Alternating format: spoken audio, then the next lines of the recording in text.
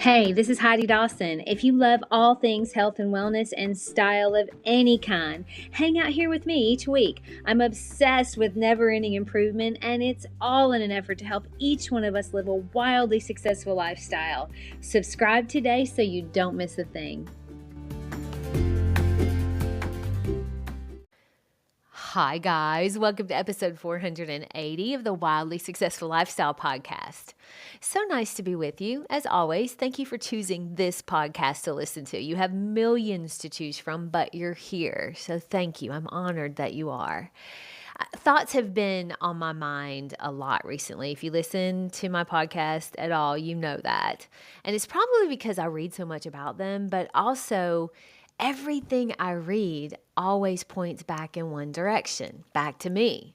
The very famous author, Napoleon Hill, tells of a pivotal moment in his life when his mother died when he was 8 years old, and a year after she died, his dad remarried.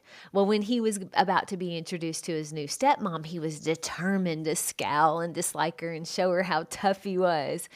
But as his dad introduced her, he had his arms crossed, and the little Napoleon had his arms crossed and a sour look on his face. And his dad said to his new wife, he said, "This is your son, Napoleon. He's the meanest boy in Wise County," to which everyone around laughed. Everyone but his new stepmom. She walked right up to him, lifted his chin up so she could look into his eyes, and said, "You're wrong about this one. He's a smart boy who's not yet learned how to make the best use of his wisdom." You see, he had been kind of an angry kid. He was angry about his life up to that point, and he thought of himself as kind of a mean, tough kid. But when that thought was challenged and he took it upon himself to replace the idea that he was mean with the seed idea that he was wise, his life moved so fast towards the successful person that he was meant to be. As I read that story, I thought about what beliefs that I held about myself. Now, some are very good, strong beliefs like I'm innately good at design, and it comes very naturally to me. I love people. I'm an uplifter. But there are some deep-seated thoughts that I don't want to believe, but they pop up here and there. Like I don't want to take on too much responsibility, or I'm not wildly successful when it comes to my business because I'm not business-oriented.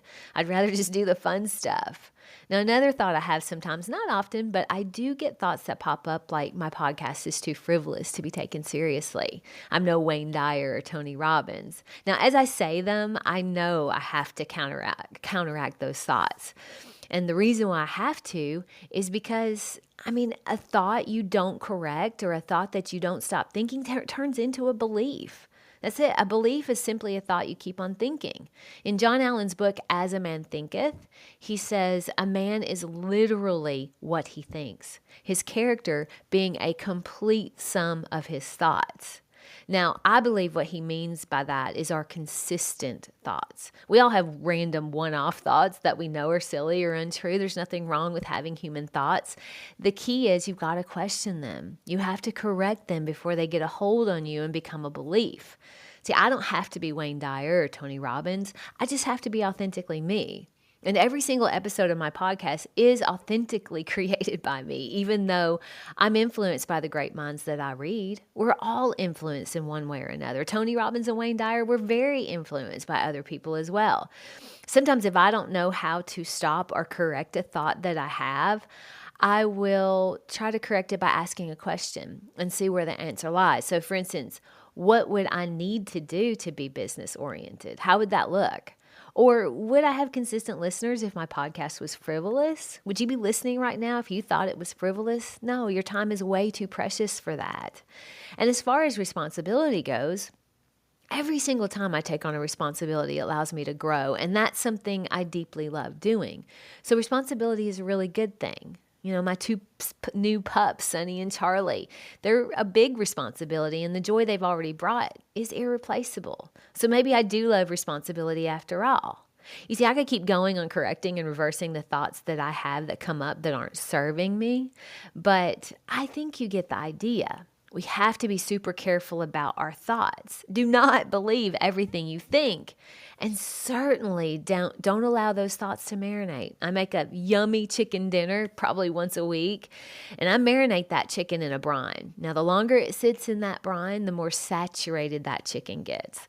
And the same goes for our thoughts. The longer you dwell on a thought, or the longer you keep thinking a thought, the more likely it'll become a belief. And that's great if the thought is uplifting and inspiring, but if it's negative or disempowering, you have to do whatever it takes to change that thought, because once it's a belief, it becomes a whole lot harder. See, little Napoleon Hill thought he was mean until someone else believed he was smart, which made him question his thoughts.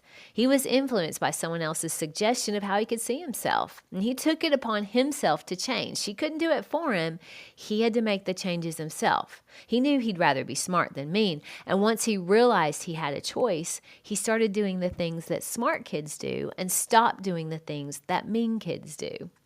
Our beliefs about ourselves shape what we do. They shape who we hang out with, how we care for ourselves, what we eat, what we wear, where we live, how we treat people, how we allow people to treat us. If you take a close look at your life, your friends, your career, your body, it will tell you a lot about your beliefs.